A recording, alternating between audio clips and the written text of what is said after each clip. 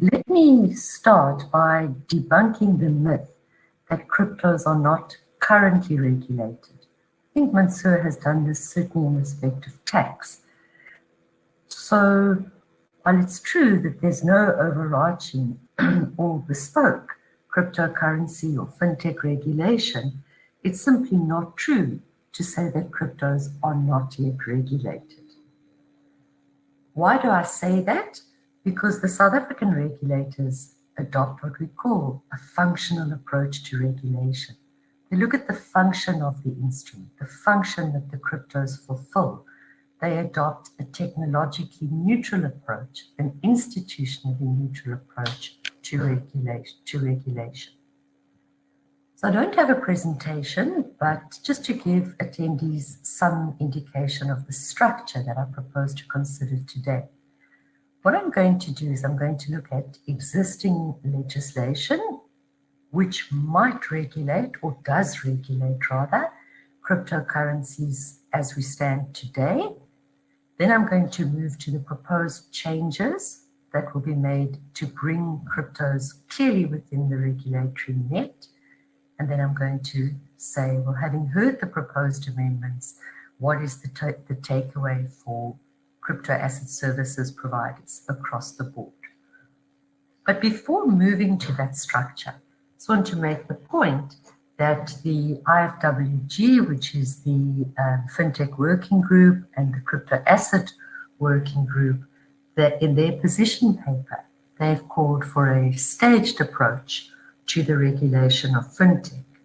And interestingly, they've defined 3 key areas. The first being anti-money laundering and terrorist financing legislation. The second being cross-border financial flows, the dreaded ex-con. I think that's almost worse, Mansour, than the tax, at least for the players in the space. And thirdly, financial sector laws. So against that background, let me turn to the structure. Let me start with anti-money laundering. Now, anti-money laundering is regulated in terms of a number of statutes in South Africa, but I'm going to focus mainly on the Financial Intelligence Center Act, FICA, which everyone is by now familiar with. So FICA in the main, and if I had had a slide, I would certainly have bolded or underlined the words in the main. So FICA in the main applies to accountable institutions. Accountable institutions are defined in the schedule to the Act, and currently crypto assets are not, or crypto asset service providers are not defined as accountable institutions. What are the obligations imposed on accountable institutions? A myriad. You have to do proper KYC, you have to keep record, you have to report cash above a certain threshold, one has to draft a detailed compliance risk and management program, one has to do ongoing due diligence of clients, and also has to accountable institutions have to identify beneficial owners. So that's accountable institutions, which are regulated by FICA, and some of the obligations imposed on these accountable institutions. CASPs, or crypto asset service providers, not yet accountable institutions. So how does it apply to you? If I said that there are some laws that already apply, well, they apply in the following way. In addition to applying to accountable institutions, there's a section 29 for those who are interested, which obliges not only accountable institutions, but every person who carries on business, or who manages a business, or who is employed by a business, to report suspicious and unusual transactions to the Financial Intelligence Center. So all of the attendees who are engaged in business of any kind, never mind the crypto business, all of you currently have to report suspicious and unusual transactions. That's the current situation. Proposed changes? Well, South Africa is a member of the Financial Action Task Force, and we domesticate our legislation along the lines of the principles of the Financial Action Task Force.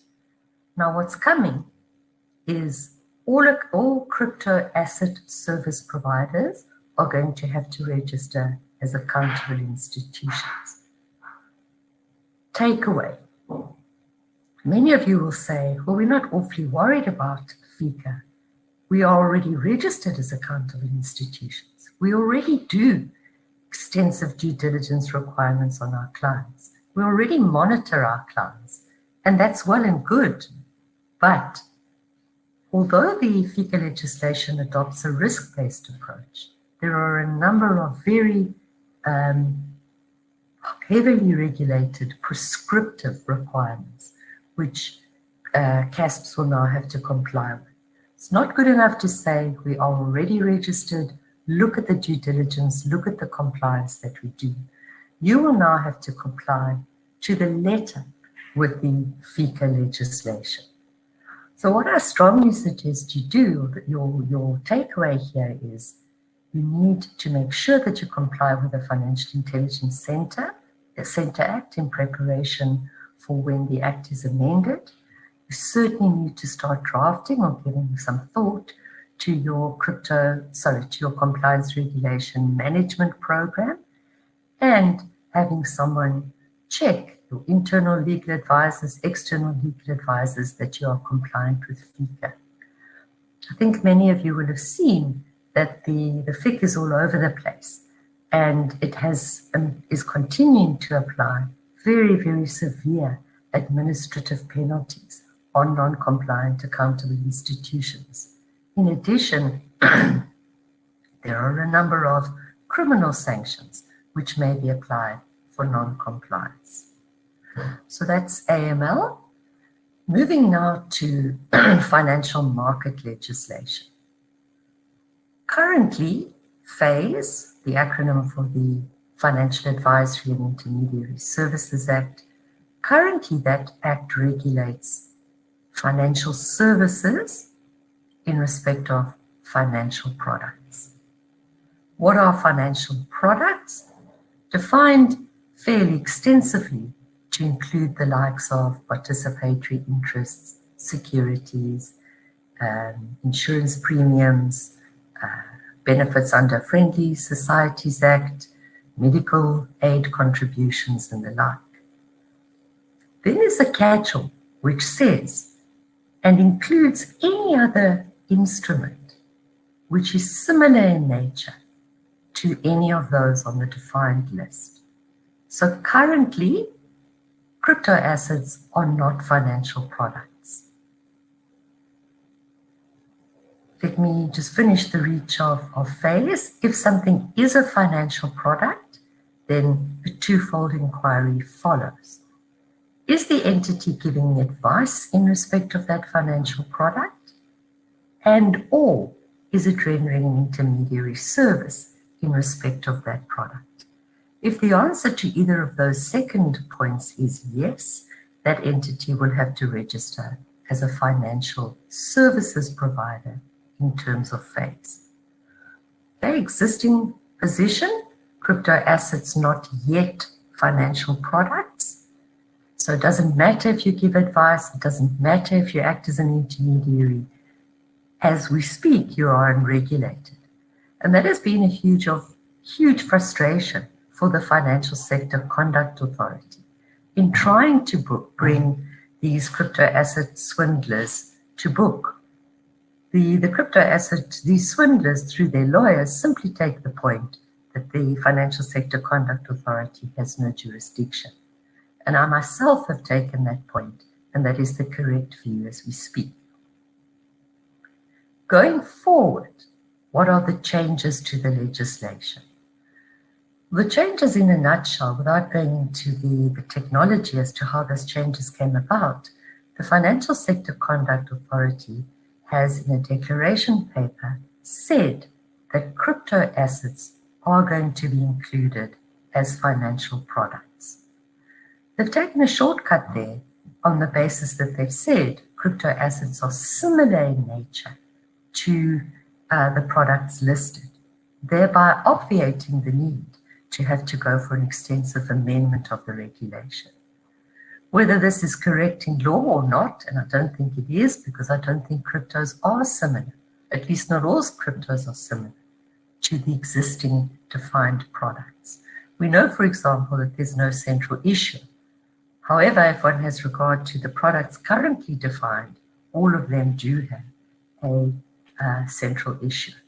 Be that as it may, crypto assets are going forward going to be included as financial products.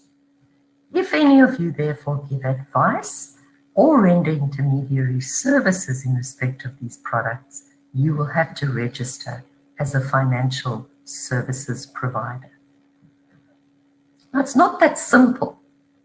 First of all, you're going to, a lot of people are coming up with very interesting and arcane products, attaching a crypto to a derivative, tweaking one or more financial instruments to the crypto. How then do you define your product offering? Is it a crypto or does it have elements of both? Now, it's going to be quite difficult because those who are currently registered as financial services providers are going to have to go away and look at their license. Clearly, their license doesn't cover or provide for financial services in respect of cryptos.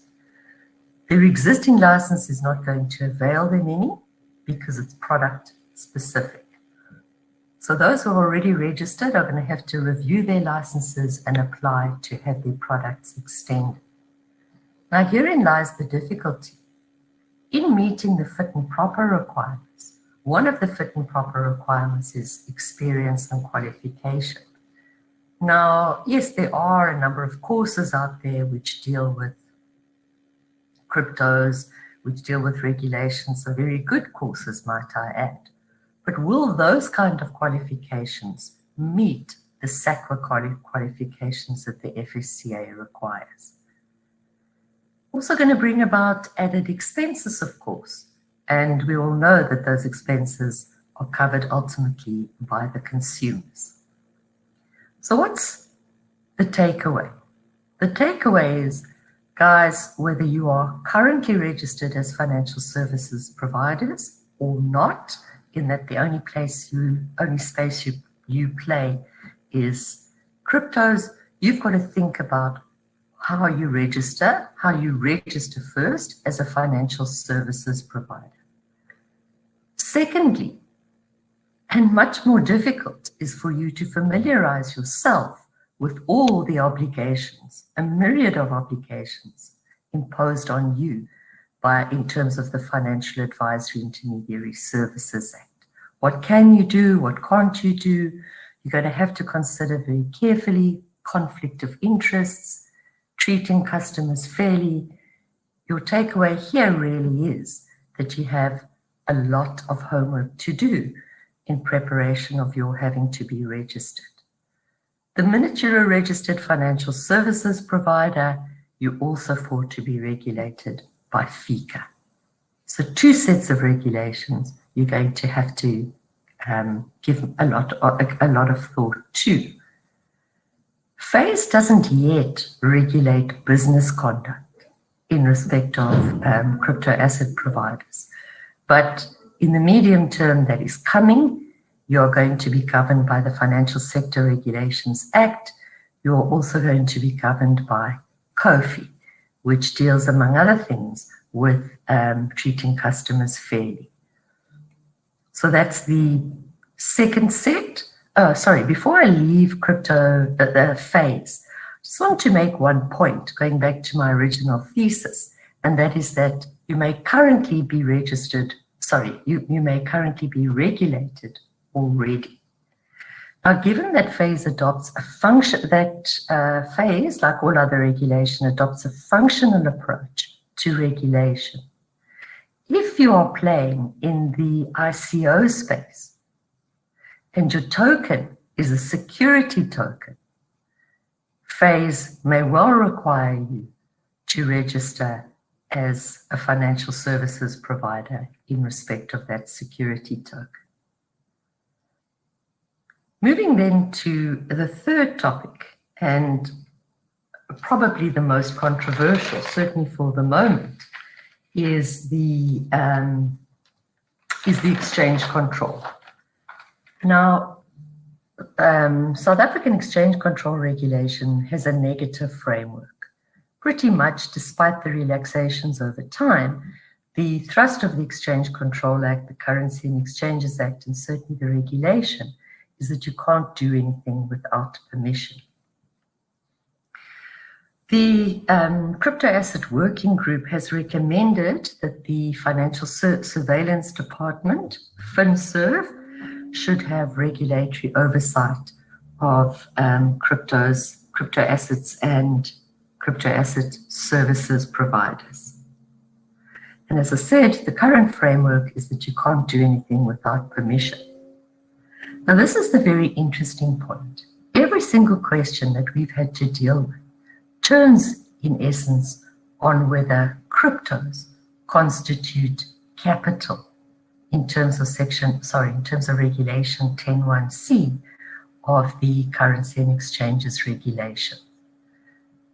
Do crypto constitute capital?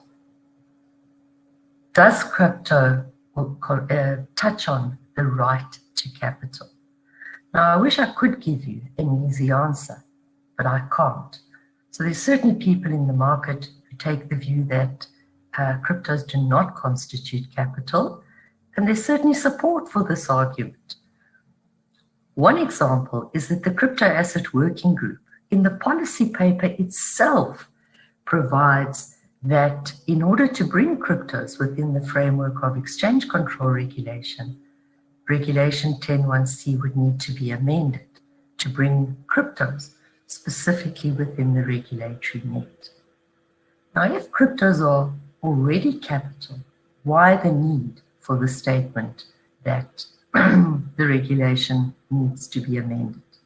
Maybe from an abundance of caution, or maybe there's something more. What's really worrying and what's really set the cat amongst the pigeons is the statement in the FAQs. The question put in the FAQ was, may I buy crypto assets on a local exchange or South African trading platform with Rand, and then send those cryptos to an offshore exchange? And the answer was a resounding no. Worse, they said Regulation 10(1)(c) prohibits transactions where capital, the right to capital, is directly or indirectly exported. And if you do this, you will be contravening Regulation 10(1)(c), and such contravention may be visited with criminal liability. Takeaway, I really suggest that you give some very careful thought as to whether what you are doing falls within the current existing regulatory framework, namely Regulation 10(1)(c), and possibly take some expert advice on this. A problem, and I hate to leave on a down note, is that even if we were to challenge the SAR on cryptos not being capital, they could do, as they have done before, simply amend the regulations to bring it expressly within its reach. But I could literally speak for a week on this. You can't regulate through FAQs. What about all the other measures that the FinServ department has said is going to be putting in place? Fixing the BOP reporting, looking at the Adler requirements. But let me leave you then on that note. Hopefully you've understood existing regulation, proposed amendments, and the takeaway for yourselves. Thank you so much, Angela. Just a quick question to wrap up here.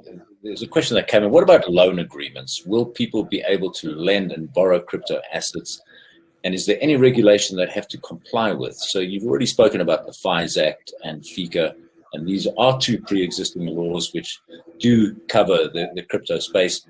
And of course, the taxman, in terms of the Tax Act, has also embraced crypto. So what about this? What about loan agreements? Is there any regulatory coverage for that? Thank you, Kieran. Thank you to the questioner. That's an absolutely excellent point and a very interesting one. So what one certainly can't do is to go around and to purchase somebody's single discretionary allowance, okay, or either the million or the 11 million, to purchase it so that the purchaser can use it to get capital offshore and effectively give a loan to the person. That one can't do. It's the SARB said you can only use your own SDAs. But a different point, and I think closer to the question that you've asked, Kieran, what about if I say to you, I'll lend you 10 Bitcoins. You must repay me with or without interest, either in fiat or in crypto. Now, we've actually had a look at this question, and it's a very interesting one. And my take on this, and of course there's a lot of jurisprudence and a lot of legal thinking that went around this, is that there's certainly an argument that the National Credit Act, as is currently drafted, refers to the loan of money. And that's all. And we know that cryptos are not money, it's not e-money, and it's certainly not currency. So I think one would have to bolster an argument around that cryptos are not money, and therefore one could escape, at least on the lending side, the regulatory net of the regulatory National Credit Act net. Fantastic. Thank you so much, Angela, for that. And we do look with some trepidation to what's coming down the pipeline in terms of regulation, supposedly during the course of this year.